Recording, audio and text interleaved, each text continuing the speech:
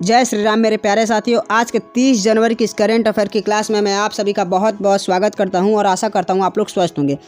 मैं अपने वीडियो को प्रारंभ करता हूं ज़्यादा विलंब न करते हुए, और आप लोग भी वीडियो को लाइक और चैनल को सब्सक्राइब कर दीजिए, क्योंकि बाद में आप लोग भूल जाते हैं। और आज का हमारा पहला प्रश्न है, हाल ही में मरणोपरांत पद्म विभूषण 2024 प्रदान किसे करने की घोषणा की गई है? तो दोस्तों ये विंदेश्वर पाठक जी को प्रदान करने की घोषणा की गई है। इस वर्ष जो है पद्म विभूषण 5 लोगों को दिया जाएगा। सॉरी दोस्तों, यहाँ पे टाइपिंग मिस्टेक है, 5 लोगों को ये दिया जाएगा। इसके बारे में मैं आपको डिटेल में समझा दूं। ये पद्म पुरस्कार दोस्तों 4 प्रकार के होते हैं। पहला कौन सा है? भारत रत्न, ये भारत का सर्वश्रेष्ठ अवार्ड है। और दूसरा है पद्म विभूषण, और तीसरा है पद्म भूषण, और चौथा है पद्म श्री अवार्ड। दोस्तों मैं आपको बता दूं, पद्म भारत रत्न किसे दिया गया है? तो कर्पूरी ठाकुर जी को दिया गया है। और ये बिहार के 2 बार मुख्यमंत्री भी रह चुके हैं, इन्हें जननायक भी कहते हैं। और दूसरा जो है अवार्ड पद्म विभूषण, ये 5 लोगों को दिया गया। मैं इनका नाम आपको बता दूं, विंदेश्वर पाठक जी को दिया गया है, अभिनेता चिरंजीवी जी को दिया गया है, वेंकैया नायडू जी को, और वैजयंती माला, और 5वीं है पद्म सुब्रमण्यम जी को ये अवार्ड दिया गया है। और ये पद्म भूषण किसे दिया गया? तो मिथुन चक्रवर्ती जी को दिया गया है। कला के क्षेत्र में योगदान देने के लिए ये अवार्ड इन्हें दिया गया है। और पद्मश्री अवार्ड रोहन वनपन्ना जी को दिया गया है। टेनिस के क्षेत्र में नंबर 1 आने के लिए आए हैं ये। और पार्वती बहुआ जी को पहली महिला महावत बनने के रूप में इसे ये अवार्ड दिया गया है। ये असम की रहने वाली हैं। हम बात कर रहे हैं पद्म विभूषण के बारे में, तो ये 5 लोगों को दिया गया है। इनके बारे में थोड़ा सा संक्षिप्त में हम जान लेते हैं। जैसे विंदेश्वर पाठक को मरणोपरांत अवार्ड दिया गया है। ये सुलभ शौचालय के फाउंडर हैं, और ये बिहार के रहने वाले हैं, और ये सार्वजनिक सेवा के क्षेत्र में इन्हें ये अवार्ड दिया गया है। दूसरे हैं अभिनेता चिरंजीवी, इन्हें कला के क्षेत्र में ये अवार्ड दिया गया है। ये आंध्र प्रदेश से बिलोंग करते हैं। तीसरे हैं वेंकैया नायडू, ये उपराष्ट्रपति हैं, हमारे भारत के पूर्व उपराष्ट्रपति रह चुके हैं, और ये आंध्र प्रदेश से बिलोंग करते हैं। और चौथे हैं वैजयंती माला, ये भारतनाट्यम की फेमस अभिनेत्री हैं, और ये तमिलनाडु से बिलोंग करते हैं। इन्हें कला के क्षेत्र में यह अवार्ड दिया गया है। और 5वीं हैं पद्म सुब्रमण्यम, ये भी भरतनाट्यम की फेमस अभिनेत्री हैं, ये भी तमिलनाडु से बिलोंग करती हैं। इन्हें भी कला के क्षेत्र में यह अवार्ड दिया गया है। अगला प्रश्न है, हाल ही में आरबीआई द्वारा 2022-2023 पंचायती राज संस्थाओं की वित्त रिपोर्ट में शीर्ष पर कौन सा राज्य है? तो ऑप्शन ए है मध्य प्रदेश, ऑप्शन बी है उत्तर प्रदेश, ऑप्शन सी है गुजरात, ऑप्शन डी है वेस्ट बंगाल। तो कौन सा राज्य है? तो वेस्ट बंगाल शीर्ष पर है। इससे संबंधित में पंचायती राज से संबंधित कुछ प्रश्न बन सकते हैं, जो कि मैं आपको बता दूं। जैसे कि राष्ट्रीय पंचायती दिवस कब मनाया जाता है? 24 अप्रैल को।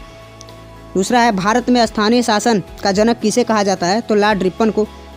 और अगला है, भारत में पंचायती राज व्यवस्था कब शुरू हुई? तो 2 अक्टूबर 1959 में शुरू हुई है। और अगला है, किस संविधान संशोधन के द्वारा पंचायती राज व्यवस्था को संवैधानिक दर्जा प्राप्त हुआ? तो 73वें संविधान संशोधन के द्वारा इसे संवैधानिक दर्जा प्राप्त हुआ। तो आरबीआई के बारे में आपको संक्षिप्त में कुछ बता दें। इसका गठन कब हुआ? तो 1 अप्रैल 1935 में इसका गठन किया गया था। और किस आयोग के सिफारिश पर इसका गठन किया गया था?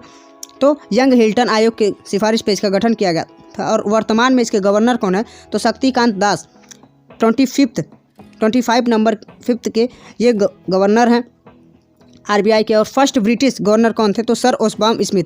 हम सर क्यों ही लगा रहे हैं? तो ओस्बॉर्न स्मिथ थे। और फर्स्ट इंडियन गवर्नर कौन थे आरबीआई के? तो सीडी देशमुख जी थे। और ये जो दोस्तों ये टाइगर दिख रहा है, इसे बंगाल टाइगर कहा जाता है। और इसके पीछे जो वृक्ष है इसे कहा जाता है, ये ताड़ का वृक्ष है दोस्तों। तो मैं अपने खजूर का वृक्ष है दोस्तों, सॉरी दोस्तों, वो खजूर का वृक्ष है। और हमारा अगला प्रश्न है, हाल ही में अंतर्राष्ट्रीय ऊर्जा स्वच्छ दिवस कब मनाया गया? तो 26 जनवरी को ये मनाया गया है। ये इंटरनेशनल क्लीन एनर्जी डे है, इसे इंग्लिश में बोला जाता है। और ये रेन्यूएबल एनर्जी यानी कि इसके ग्रीन एनर्जी भी कहा जाता है। इसका उद्देश्य था अक्षय ऊर्जा को बढ़ावा देना। यह अंतर्राष्ट्रीय ऊर्जा स्वच्छ दिवस क्या है दोस्तों? तो दोस्तों ऊर्जा 2 प्रकार की होती है। एक ऊर्जा होता है जिससे प्रदूषण भी होता है, और उसका जो स्रोत होता है सीमित होता है। और एक ऊर्जा होता है जिसका कोई भी प्रदूषण नहीं होता है उससे, और उसका जो स्रोत है वो सीमित नहीं होता, अनंत तक उसको हम यूज़ कर सकते हैं। जैसे कि उसी ऊर्जा में से, जैसे कि आपको सोलर ऊर्जा के बारे में आपको पता होगा, solar energy, ocean energy, wind energy, hydro energy, इन सब का कभी ऊर्जा कभी खत्म ही नहीं होगा। सोलर से संबंधित है सूर्य ऊर्जा से दोस्तों। चलिए दोस्तों, हम इससे जो जनवरी में दिवस पड़े हैं, इस इम्पोर्टेंट दिवसों को मैं आपको रिवाइज करवा देता हूँ। इससे पहले भी मैं अपने वीडियो में इस दिवस को बता चुका हूँ, लेकिन मैं फिर से इसको रिवाइज करवा रहा हूँ, आप लोग याद कर लीजिएगा। जैसे कि 1 जनवरी को DRDO 66वां संस्थापना दिवस मनाया गया, 3 जनवरी को international mind body wellness day मनाया गया, और 4 जनवरी को विश्व ब्रेल दिवस, और 5 जनवरी को राष्ट्रीय पक्षी दिवस, और 6 जनवरी को विश्व अनाथ युद्ध दिवस, और 7 जनवरी को महायान नववर्ष दिवस, और 8 जनवरी को पृथ्वी घूर्णन दिवस, और 9 जनवरी को प्रवासी भारतीय दिवस, और 10 जनवरी को विश्व हिंदी दिवस, और 14 सितंबर को दोस्तों राष्ट्रीय हिंदी दिवस मनाया जाता है हमारे देश में, और 11 जनवरी को राष्ट्रीय मानव तस्करी दिवस, और 12 जनवरी को राष्ट्रीय युवा दिवस, और 15 जनवरी को भारतीय सेना दिवस, और 16 जनवरी को राष्ट्रीय स्टार्टअप दिवस मनाया जाता है, और 19 जनवरी को कोकबोटोक दिवस मनाया जाता है, और 23 जनवरी को दोस्तों पराक्रम दिवस मनाया जाता है, और 24 जनवरी को अंतर्राष्ट्रीय शिक्षा दिवस, और 24 जनवरी को दोस्तों राष्ट्रीय बालिका दिवस भी मनाया जाता है, 25 जनवरी को राष्ट्रीय मतदाता दिवस, और 25 जनवरी को राष्ट्रीय पर्यटन दिवस भी मनाया जाता है, और 26 जनवरी को अंतर्राष्ट्रीय सीमा शुल्क दिवस मनाया जाता है, और इसी दिन स्वच्छ ऊर्जा दिवस भी मनाया जाता है। दोस्तों 26 जनवरी को ही गणतंत्र दिवस भी साथियों, इस बार के गणतंत्र दिवस पर हमारे चीफ गेस्ट कौन थे? तो फ्रांस के राष्ट्रपति इस बार के चीफ गेस्ट थे हमारे देश के गणतंत्र दिवस पे। तो हमारा अगला प्रश्न है, हाल ही में भारत और किस देश ने रक्षा अंतरिक्ष समझौते पर हस्ताक्षर किया है? तो इसका राइट आंसर है दोस्तों फ्रांस ने। दोस्तों गणतंत्र दिवस के दिन जब राष्ट्रपति आए थे हमारे देश में, तभी ये हस्ताक्षर किया गया है। तो हमारा इससे संबंध अगला हमारा प्रश्न है, हाल ही में चौथे रूसोमा ऑरेंज फेस्टिवल कहाँ आयोजन किया गया है? तो ऑप्शन ए है महाराष्ट्र, ऑप्शन बी है नागालैंड, ऑप्शन सी है मेघालय, ऑप्शन डी है उत्तर प्रदेश। तो इसका राइट आंसर है नागालैंड। दोस्तों नागालैंड में कोहिमा जिले के एक खूबसूरत से गांव में रूसोमा है, वहां पे आयोजन किया गया है रूसोमा ऑरेंज फेस्टिवल। इसमें 3400 लोगों ने भाग लिया, और इसका उद्देश्य था जैविक उत्पाद और ग्रामीण उद्यमिता पर प्रकाश डालना। और दोस्तों ये जो हॉर्नबिल महोत्सव है, ये भी 2023 में नागालैंड में ही मनाया गया है, और 1 जनवरी को दोस्तों यहाँ पे नागालैंड राज्य दिवस मनाया जाता है, और केंद्रीय स्वास्थ्य मंत्री ने यहाँ सबसे पहले मेडिकल कॉलेज का उद्घाटन कराया था। तो इससे संबंधित कुछ और भी लल्लन टॉप हम बातें देख लेते हैं। जैसे नंबर 1 है, हाल ही में 16वें वित्त आयोग के अध्यक्ष किसे नियुक्त किया गया है? तो डॉक्टर अरविंद पनगटिया को। अगला है, हाल ही में किस देश ने ब्रिक्स में शामिल न होने की घोषणा की है? तो अर्जेंटीना ने। अगला है, हाल ही में महर्षि वाल्मीकि अंतर्राष्ट्रीय हवाई अड्डा का उद्घाटन कहाँ किया गया है?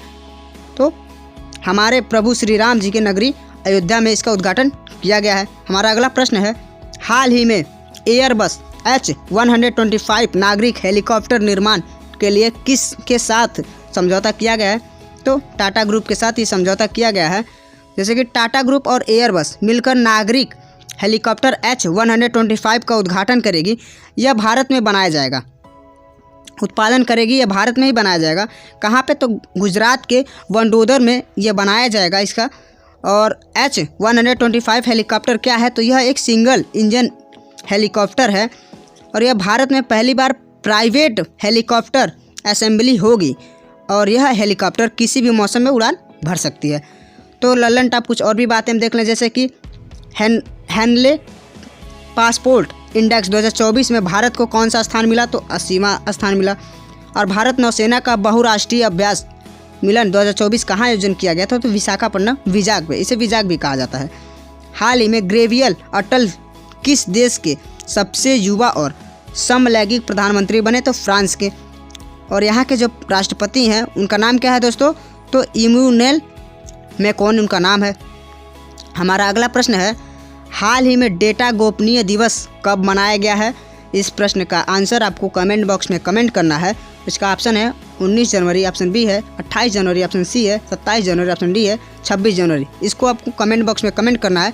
और मैं इसी प्रश्न से अपने वीडियो को समाप्त करता हूँ। आशा करता हूँ आप लोग को वीडियो अच्छी लगी होगी। अच्छी लगी हो तो लाइक करिएगा, कमेंट करिएगा और सब्सक्राइब करिएगा चैनल को। तब तक के लिए जय हिंद, भारत माता की जय।